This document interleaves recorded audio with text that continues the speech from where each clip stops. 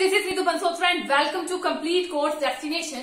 तो दोस्तों, जैसे कि हम सबको मालूम है कि हम लोग अपनी पिछली क्लास के अंदर क्लास 10th के चैप्टर 3 को पूरी तरह से कंप्लीट करके आए हैं और उसकी एक क्विक रिवीजन भी कर ली थी हम लोगों ने अपनी पिछली क्लास के अंदर।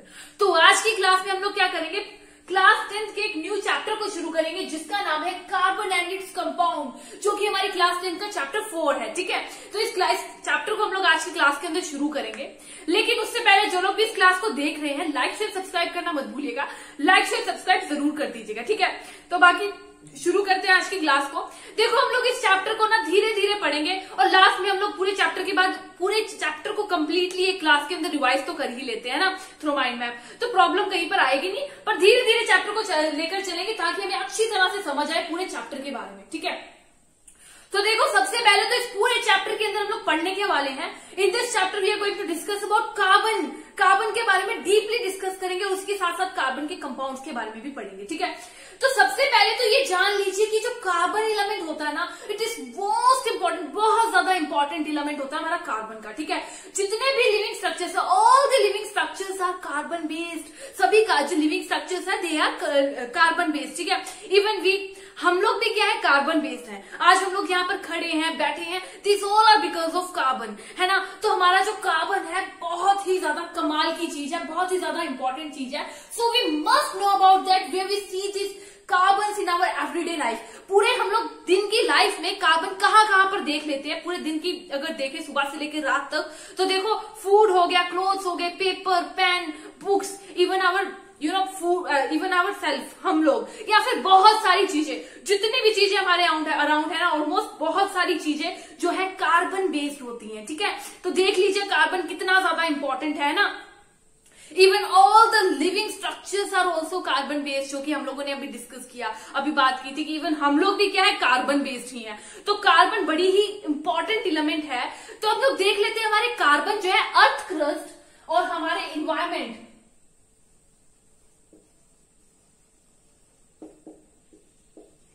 एंड एटमॉस्फेयर में कितना प्रेजेंट है। हमारे अर्थ क्रस्ट एंड एटमॉस्फेयर की बात करें तो उसमें कार्बन बहुत ही कम अमाउंट में प्रेजेंट होता है। ठीक है, बहुत ही ज्यादा कम अमाउंट में। अर्थ क्रस्ट में 0.02% प्रेजेंट होता है in the form of carbonates, hydrogen carbonates,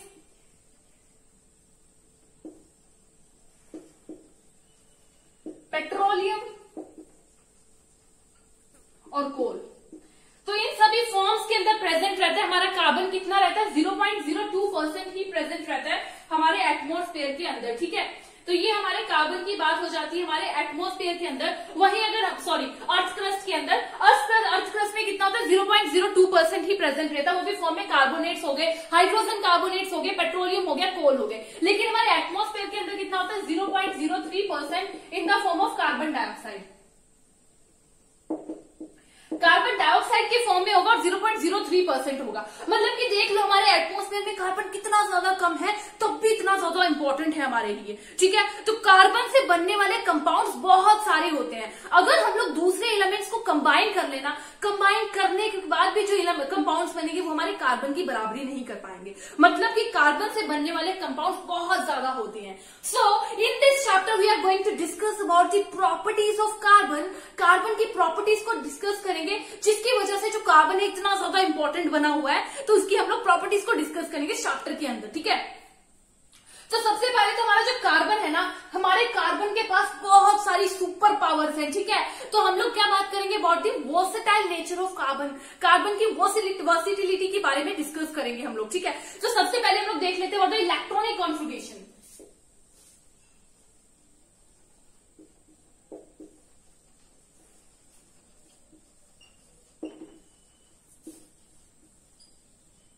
carbon की इलेक्ट्रॉनिक कॉन्फ़िगरेशन देख लेते हैं। ठीक है, तो देखो, जो हमारा कार्बन है, कार्बन की एटॉमिक नंबर कितना होता है, हमारे कार्बन का एटॉमिक नंबर होता है 6।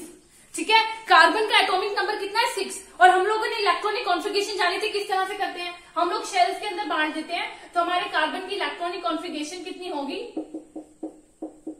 2 एंड 4। मतलब के शेल के अंदर 2 नंबर ऑफ इलेक्ट्रॉन्स हैं और हमारे एल शेल के अंदर कितने होंगे? एल शेल के अंदर होंगे 4 इलेक्ट्रॉन्स। मतलब कि इसके वैलेंस शेल के अंदर कितने इलेक्ट्रॉन्स हैं? 4 इलेक्ट्रॉन्स हैं इन द वैलेंस शेल।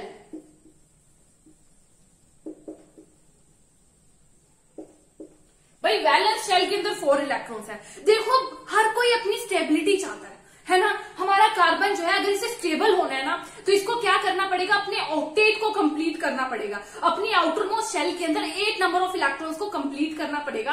अब देखो हर कोई स्टेबल होना चाहते हैं, मैं भी होना चाहती हूँ, आप भी होना चाहते हैं, हर कोई स्टेबल होना चाहता है, ठीक है, अपनी लाइफ में। वैसे ही हमारा कार्बन जो ये भी स्टेबल होना चाहता है, इसकी भी ये चाह है कि ये स्टेबल होगा। अब वो बोलेगा देखो मुझसे जितना बन पड़ेगा ना, जितनी कॉन्ट्रीब्यूशन देनी पड़े मैं दूंगा, लेकिन मुझे स्टेबल होना है। तो इसको स्टेबल होने के लिए क्या करना? अपने ऑक्टेट कंप्लीट करना पड़ेगा, अपनी वैलेंस शेल के अंदर 8 नंबर ऑफ इलेक्ट्रॉन्स को कंप्लीट करना पड़ेगा। तो कार्बन क्या करता है? कार्बन ट्राई करता है कि उसे कोई ऐसे एलिमेंट मिल जाए जिससे कि ये कंबाइन कर सके, ठीक है। तो ये क्या करेगा? They will try to combine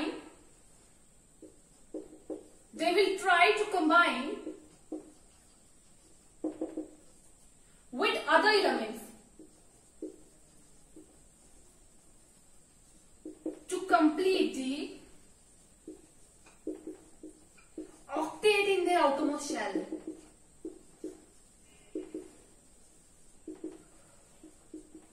देखो भाई क्या करेगा हमारा कार्बन?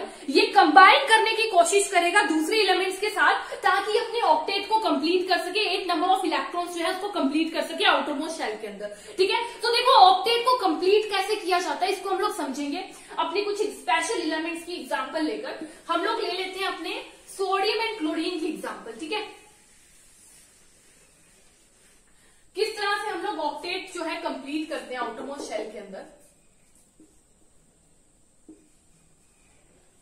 सोडियम एंड क्लोरीन ले लेते हैं। अब हमारा सोडियम जो है इसकी इलेक्ट्रॉनिक कॉन्फ़िगरेशन कितनी होती है? 2, 8 एंड 1। और वही क्लोरीन की होती है 2, 8, 7, ठीक है। ये इनकी इलेक्ट्रॉनिक कॉन्फ़िगरेशन होगी सोडियम एंड क्लोरीन की। अब हमारे सोडियम के आउटरमोस्ट शेल के अंदर 1 इलेक्ट्रॉन है। सोडियम क्या है? इट इज अ मेटल है। वही क्लोरीन क्या? It is a non metal. इसके आउटरमोस्ट शेल के अंदर 7 इलेक्ट्रॉन है, इसके आउटरमोस्ट शेल के अंदर 1 इलेक्ट्रॉन है। अब भाई इनको अगर स्टेबिलिटी चाहिए तो क्या करेंगे? To become stable they have to lose electrons और गेन इलेक्ट्रॉन्स। इलेक्ट्रॉन्स को या तो लूज करेंगे या फिर गेन करेंगे या फिर शेयर करेंगे, ठीक है। ये इनको करना पड़ेगा ताकि ये स्टेबिलिटी पा सके, नोबल गैस कॉन्फ़िगरेशन बना सके, ठीक है। तो स्टेबिलिटी तो इनको चाहिए। अब सोडियम क्या चाहता है? सोडियम के वैलेंस इलेक्ट्रॉन 1 है। अब देखो अगर सोडियम को ऑक्टेट कंप्लीट करना है तो या तो ये 7 इलेक्ट्रॉन्स को लेगा तब इसका ऑक्टेट कंप्लीट होगा। ये 1 है, 7 ले लेगा। अब या फिर क्या करेगा? 1 को लूज कर देगा तो 8 ऑलरेडी है उनके, तो हो जाएगा उसके ऑक्टेट कंप्लीट, ठीक है। अब सोडियम अगर 7 इलेक्ट्रॉन्स को लेगा उससे ज्यादा अच्छा ये नहीं है कि वो 1 दे दे। 7 लेना ज्यादा डिफिकल्ट है। इंस्टेड ऑफ गिविंग 1 वो 1 को दे देगा, वो उसके लिए ज्यादा इजी होगा। तो सोडियम क्या कहेगा? भाई कोई ऐसा मिल जाओ जिसको मैं 1 इलेक्ट्रॉन दे दूं, है ना। सोडियम ढूंढेगा कोई ऐसे पर्सन को कि 1 इलेक्ट्रॉन ले ले ताकि मैं अपना ऑक्टेट कंप्लीट कर लूं, ठीक है। तो अब हमारा क्लोरीन जो है, chlorine is a non metal. Chlorine के आउटरमोस्ट शेल के अंदर 7 इलेक्ट्रॉन्स ऑलरेडी है, ठीक है। अब क्लोरीन को क्या करना? ऑक्टेट कंप्लीट करने के लिए या तो 1 इलेक्ट्रॉन लेना पड़ेगा या फिर 7 डोनेट करने पड़ेंगे। पर 7 डोनेट करने ज्यादा डिफिकल्ट है इंस्टेड ऑफ गेनिंग 1 इलेक्ट्रॉन। तो अब हमारा क्लोरीन क्या करेगा? वो बोलेगा कि भाई ऐसा कोई पर्सन मिल जाओ जो कि मुझे 1 इलेक्ट्रॉन दे दो और मेरा ऑक्टेट कंप्लीट हो जाएगा, ठीक है। तो अब सोडियम एंड क्लोरीन ढूंढ रहे थे एक दूसरे को ऑलरेडी, तो क्या हुआ? ये दोनों एक दूसरे को मिल गए और अचानक क्या हुआ? इन्होंने देखा भाई 1 इलेक्ट्रॉन देना है मुझे, इसने कहा कि मुझे 1 लेना, कोई नहीं, दे दो। ये लोग क्या करेंगे? ये क्या करेंगे? अपने इलेक्ट्रॉन को, सोडियम जिस इलेक्ट्रॉन को लूज करेगा वही इलेक्ट्रॉन को जो है क्लोरीन गेन कर लेगा और क्या बन जाएगा?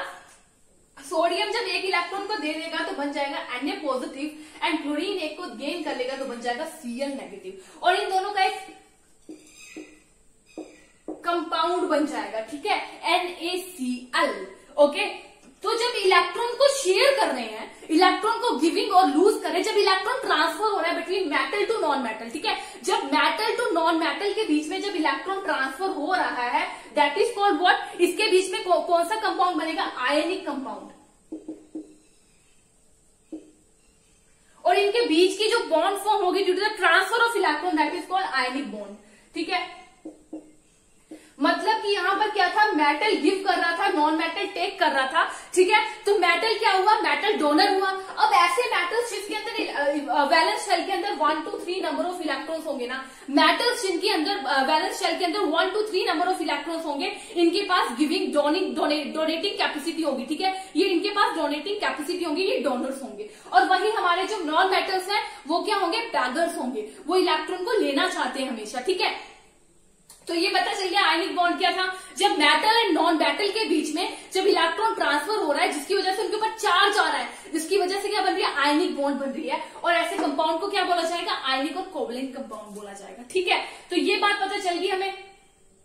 अब देखो, ये तो था हमारे सोडियम एंड क्लोरीन के बीच की ट्रांसफर, ठीक है। अब हम लोग कार्बन की देख लें।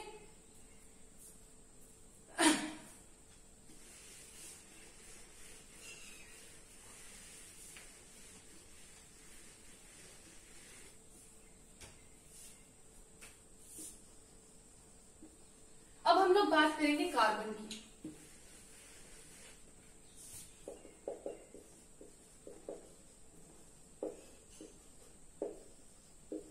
तो देखो, हमारे जो कार्बन होता है, कार्बन की आउटर इलेक्ट्रॉनिक कॉन्फ़िगरेशन क्या होती है, कार्बन की इलेक्ट्रॉनिक कॉन्फ़िगरेशन होती है 2 and 4। इसका एटॉमिक नंबर कितना होता है, एटॉमिक नंबर होता है हमारे कार्बन का 6।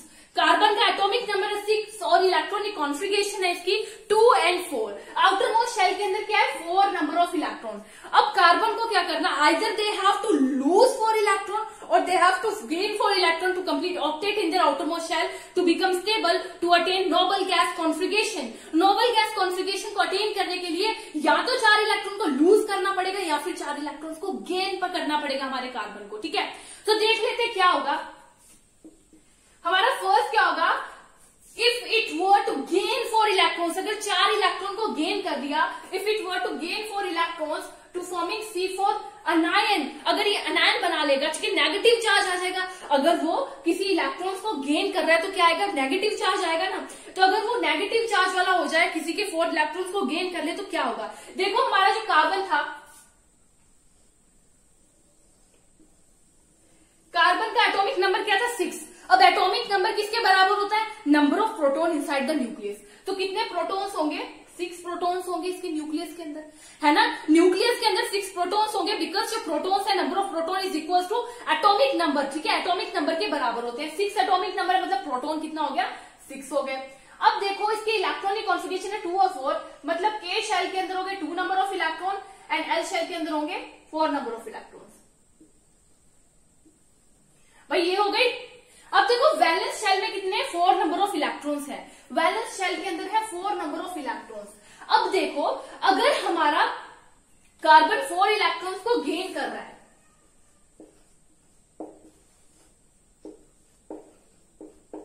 सबसे पहले वो क्या कर रहा है, 4 नंबर ऑफ इलेक्ट्रॉन्स को गेन कर रहा है। तो भाई अगर 4 नंबर ऑफ इलेक्ट्रॉन को गेन करेगा तो कितने हमारे पास इलेक्ट्रॉन हो जाएंगे, टोटल 6 तो ऑलरेडी थे हमारे पास, 6 ऑलरेडी थे, तो 4 ऐड हो गए तो 10 नंबर ऑफ इलेक्ट्रॉन्स हो गए, 10 नंबर ऑफ इलेक्ट्रॉन्स हो गए। और हमारा जो न्यूक्लियस है, बेचारा nucleus already 6 number of electron को होल्ड कर रहा है, उसके पास इतनी कैपेसिटी नहीं है कि वो 10 नंबर ऑफ इलेक्ट्रॉन्स को होल्ड कर सके। तो भाई न्यूक्लियस थक जाएगा, बोलेगा देखो ये काम मुझसे नहीं होता, मैं 6 नंबर ऑफ इलेक्ट्रॉन को ही होल्ड करने की कैपेसिटी रखता हूं, मैं उतने ही करूंगा और 4 इलेक्ट्रॉन आप मत लीजिए। तो न्यूक्लियस थक गया तो अब एटम कैसे ले सकता है, ठीक है। तो number of electron, 4 number of electron add नहीं होंगे, बिकॉज न्यूक्लियस की इतनी कैपेसिटी ही नहीं है, ठीक है। सेकेंड थिंग, अगर हम लोग मान लीजिए कि हम लोग इलेक्ट्रॉन ऐड कर भी रहे हैं, मान लीजिए हमारे एटम ने क्या किया, 1 नंबर ऑफ इलेक्ट्रॉन ऐड कर दिया, मतलब स्टेप बाय स्टेप चलता है, इलेक्ट्रॉन ऐड सारे एक साथ नहीं होते, स्टेप बाय स्टेप ऐड होते हैं। मान लो 1 नंबर ऑफ इलेक्ट्रॉन ऐड कर लिया, अब क्या होगा, जब 1 नंबर ऑफ इलेक्ट्रॉन आ जाएगा तो नेगेटिव चार्ज आ जाएगा इसके ऊपर, ठीक है, हमारे कार्बन के ऊपर क्या आ जाएगा, नेगेटिव चार्ज आ जाएगा। अब जब दूसरा इलेक्ट्रॉन ऐड करना होगा तो एक छोटी सी रिपल्शन होगी, जिसकी वजह से बहुत ज्यादा अमाउंट में, वैसे तो ऐड नहीं होगा क्योंकि रिपल्शन होगी, अगर जबरदस्ती हम ऐड कर भी रहे हैं तो लार्ज नंबर ऑफ एनर्जी लगेगी, बहुत ज्यादा एनर्जी लगेगी, तब जाकर वो ऐड होगा। तो इतनी एनर्जी एक में लग रही है तो हमें 4 और ऐड करने हैं, तो बहुत ज्यादा एनर्जी की जरूरत पड़ेगी। तो कार्बन बोलेगा नहीं भैया, it's not good deal for me, मैं नहीं ऐड करने वाला। ठीक है, तो कार्बन क्या करेगा, 4 इलेक्ट्रॉन्स को गेन नहीं करेगा, because it's not a good deal for carbon to gain 4 electrons. ठीक है, तो अब देख लेते क्या होगा अगर कार्बन 4 नंबर ऑफ इलेक्ट्रॉन्स को लूज कर देता है और बन जाता है कैटायन। अगर वो 4 नंबर ऑफ इलेक्ट्रॉन को लूज कर देता है तो क्या होगा,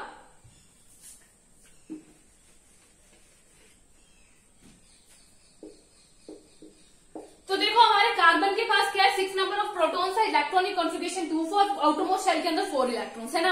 अगर मान लो इसने कहा कि 4 नंबर ऑफ इलेक्ट्रॉन को लूज कर देता हूं, चलो मैं ड्यूप्लेट कंप्लीट कर लेता हूं, नोबल गैस कॉन्फ़िगरेशन तक मैं पहुंच तो सकूंगा। ठीक है, ताकि स्टेबल हो सकूं। अब देखो इसने क्या किया, अब इलेक्ट्रॉन्स जो लूज होते हैं उसके लिए आयोनाइजेशन एनर्जी चाहिए और स्टेप बाय स्टेप एक एक करके लूज होंगे, है ना। जब मान लो एक इलेक्ट्रॉन लूज हुआ, मान लो इसने एक इलेक्ट्रॉन लूज किया, तो प्रोटॉन हमारा 6p है। प्रोटॉन की जो हमारा न्यूक्लियस है उसके अंदर 6 प्रोटॉन है। अगर एक हमारा इलेक्ट्रॉन लूज हो जाता है तो 6 प्रोटॉन वाला न्यूक्लियस कितने इलेक्ट्रॉन्स को कैरी कर रहा है, 5 इलेक्ट्रॉन्स को।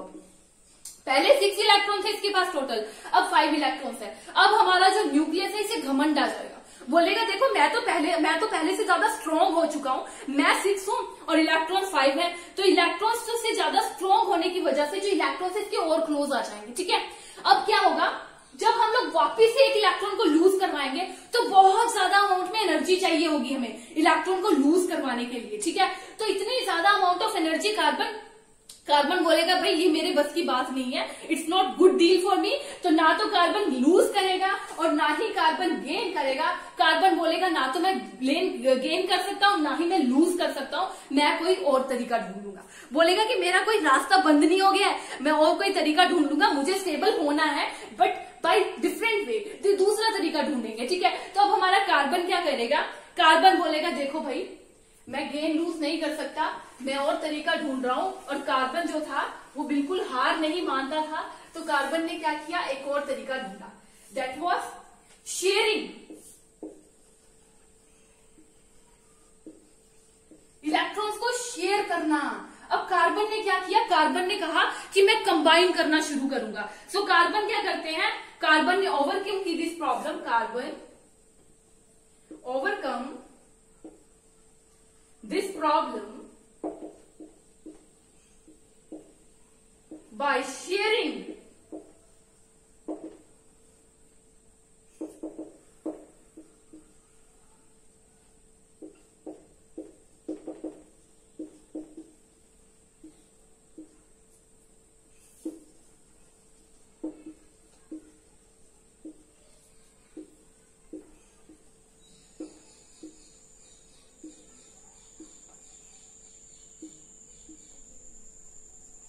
ठीक है। अब कार्बन ने क्या किया, इस प्रॉब्लम से ओवरकम किया। कार्बन बोलता है अब मैं या तो डिफरेंट कार्बन के एटम से कंबाइन करूंगा या फिर दूसरे एलिमेंट्स के एटम के साथ कंबाइन करूंगा और अपने ऑक्टेट को कंप्लीट करूंगा। ठीक है, तो ये हमारे कार्बन की प्लानिंग थी। सो इस टाइप की बॉन्डिंग को क्या कहा जाता है, this type of bonding is called covalent bonding. This type of bonding is called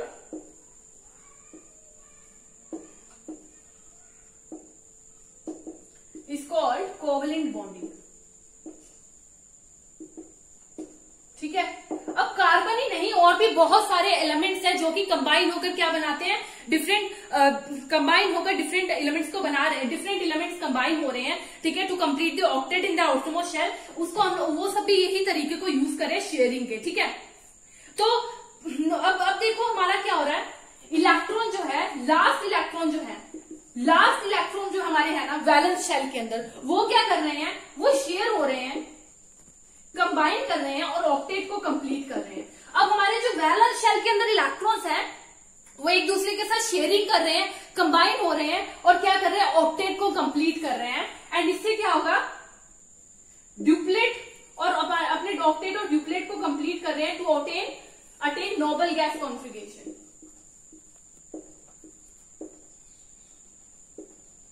और उसे क्या कह दिया जा रहा है, इस पूरे प्रोसेस को कह दिया जा रहा है कोवेलेंट बॉन्डिंग, है ना। क्या कहा जा रहा है, इस पूरे प्रोसेस को कहा जा रहा है कोवेलेंट बॉन्डिंग। ठीक है, हमारे जो वैलेंस इलेक्ट्रॉन्स है वो क्या कर रहे हैं, शेयर हो रहे हैं, ऑक्टेट कंप्लीट कर रहे हैं। ठीक है, ड्यूप्लेट कंप्लीट करे नोबल गैस कॉन्फिगरेशन पाने के लिए, स्टेबिलिटी पाने के लिए, और उसे कह दिया जा रहा है कोवेलेंट बॉन्डिंग। ठीक है, अब हम लोग क्या देखेंगे, कार्बन के बारे में, डिस्कार्बन के कंपाउंड के बारे में डिस्कस करने से पहले हम लोग कुछ सिंपल मॉलिक्यूल्स की बात कर लेते हैं। ठीक है, सबसे पहले हम लोग बात करेंगे अबाउट हाइड्रोजन। सिंपल से शुरू करेंगे हम लोग हाइड्रोजन के बारे में बात करेंगे। देखो जो हमारा हाइड्रोजन है, एटॉमिक नंबर कितना होता है हाइड्रोजन का, 1। एटॉमिक नंबर है इसका 1, और उसी के साथ साथ अगर हम बात करें तो इसकी इलेक्ट्रॉनिक कॉन्फिगरेशन क्या हो जाएगी, के शेल के अंदर 1 नंबर ऑफ इलेक्ट्रॉन है, के शेल के अंदर 1 नंबर ऑफ इलेक्ट्रॉन है। मतलब कि हमारा हाइड्रोजन है उसको अपने कंप्लीट करना है, ड्यूप्लेट कंप्लीट करना है। ठीक है, मान लो कि हमारे पास 2 हाइड्रोजन के एटम्स हैं, इनको क्या करना है, खुद स्टेबल होना है, ड्यूप्लेट कंप्लीट करना है। अब इसको क्या करना पड़ेगा, एक इलेक्ट्रॉन गेन करना पड़ेगा, है ना। तो हाइड्रोजन क्या बोलेगा दूसरे हाइड्रोजन को, एक काम करो तुम अपना एक इलेक्ट्रॉन मुझे दे दो तो मैं स्टेबल हो जाऊंगा। तो ये बोलता है भाई मुझे भी दे दो मैं भी स्टेबल हो जाऊंगा। तो इसके साथ क्या करेंगे, ये बोलेंगे हम लोग एक म्यूचुअल शेयरिंग करते हैं। ठीक है, म्यूचुअल शेयरिंग करते हैं जिससे कि हम दोनों ही स्टेबल हो सकते हैं। तो ये दोनों क्या करेंगे, अपने अपने एटम जो है, अपने अपने इलेक्ट्रॉन जो है उसकी शेयरिंग करेंगे, जिससे कि ये दोनों के दोनों ही हो जाएंगे स्टेबल। ठीक है, ये दोनों के दोनों ही हमारे हो जाते हैं स्टेबल। ठीक है, तो ये हो जाती है हमारी स्टेबिलिटी। अब इसके बीच में जो है 2 इलेक्ट्रॉन्स की वजह से एक बॉन्ड बना है जिसको कहेंगे सिंगल कोवेलेंट बॉन्ड। ये हो जाएगा सिंगल कोवेलेंट बॉन्ड। तो हाइड्रोजन आयन देख लिया, हाइड्रोजन क्या कर रहा है, अपने एक एक इलेक्ट्रॉन को शेयर कर रहा है एक दूसरे के साथ to become stable, duplet complete कर रहा है, जिसकी वजह से एक सिंगल कोवेलेंट बॉन्ड आ रहा है इसके बीच में। ठीक है, और ये दोनों एटम हो गए स्टेबल। उसी के साथ हम लोग देख लेते हैं formation of chlorine molecule. Chlorine का देख लेते हैं।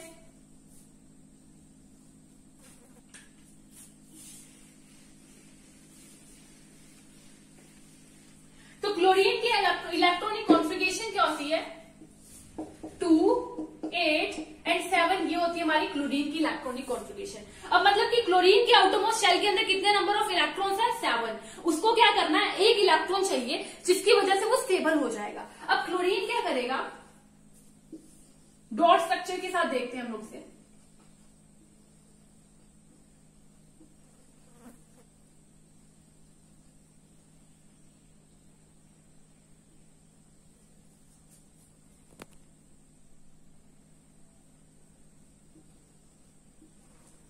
ठीक है, ये हमारा क्लोरीन हो गया। दूसरी साइड हम लोग डॉट नहीं रखेंगे, क्रॉस रख लेते हैं ताकि अलग हो जाए एक दूसरे से।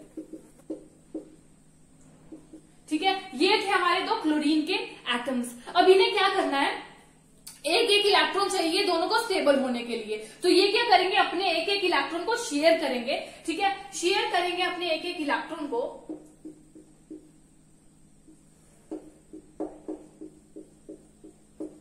तो जिसकी वजह से इन दोनों की स्टेबिलिटी कंप्लीट, दोनों की ऑक्टेट कंप्लीट हो जाएंगे और सिंगल कोवेलेंट बॉन्ड बन जाएगी इनके बीच में। दोनों के बीच में क्या बन जाएगी, सिंगल कोवेलेंट बॉन्ड बन जाएगी। ठीक है, 2 नंबर ऑफ इलेक्ट्रॉन्स थे, इन्होंने दोनों को शेयर कर लिया और दोनों ही स्टेबल हो चुके हैं। ठीक है, तो इसको कैसे हम लोग लिख रहे हैं, इन डॉट स्ट्रक्चर में हम लोग इन इलेक्ट्रॉन्स को किस तरह से लिख रहे हैं कि देखो जितने नंबर ऑफ इलेक्ट्रॉन्स चाहिए ना क्लोरीन को स्टेबल होने के लिए, उतने इलेक्ट्रॉन्स हम लोग इस साइड पर लिख देते हैं। जितने चाहिए स्टेबल होने के लिए उतने इधर लिख लेते हैं और बाकी के रिमेनिंग दूसरी साइड पे लिख लेते हैं, जिससे कि ये कंबाइन कर लें इजीली। ठीक है, और हमारा स्ट्रक्चर एकदम साफ सा दिखे। उसके बाद हम लोग देख लेते हैं sharing of electron in nitrogen. Oxygen देख लेते हैं पहले, sharing of electron in oxygen. तो ऑक्सीजन का इलेक्ट्रॉनिक कॉन्फिगरेशन कितनी है, 2 and 6। अब हम ऑक्सीजन को कितने चाहिए इलेक्ट्रॉन्स कंप्लीट करने के लिए, ऑक्टेट 2 चाहिए। ठीक है, तो ऑक्सीजन क्या करेगा, ऑक्सीजन एक दूसरे के साथ 2 नंबर ऑफ इलेक्ट्रॉन्स को शेयर करेंगे। ठीक है, 2 नंबर ऑफ इलेक्ट्रॉन चाहिए, हम इसे इधर लिख लेंगे, इसके अंदर क्रॉस लगा देंगे। अब देखो ऑक्सीजन क्या करेगा, दोनों ने 2 इलेक्ट्रॉन्स को शेयर कर लिया है। ठीक है, और कौन सी बॉन्ड आ गई इसके बीच में, डबल कोवेलेंट बॉन्ड आ गई, क्योंकि 2 पेयर ऑफ इलेक्ट्रॉन शेयर हो रहे हैं ना, यहाँ पर 2 पेयर्स ऑफ इलेक्ट्रॉन शो हो रहे हैं, इसलिए शेयर हो रहे हैं, इसलिए हम लोग जो है डबल बॉन्ड लगा देंगे। इसको क्या कह दिया जाएगा, डबल कोवेलेंट बॉन्ड। अब देख लेते हैं हम लोग नाइट्रोजन का। नाइट्रोजन की इलेक्ट्रॉनिक कॉन्फ़िगरेशन क्या होती है 2 and 5। नाइट्रोजन की इलेक्ट्रॉनिक कॉन्फ़िगरेशन होती है 2 and 5। तो नाइट्रोजन हमारा क्या है, इसको कितने नंबर ऑफ इलेक्ट्रॉन चाहिए to become stable to attain noble gas configuration 3। इसको 3 नंबर ऑफ इलेक्ट्रॉन चाहिए, तो हम लोग इस साइड पर लिख देते हैं,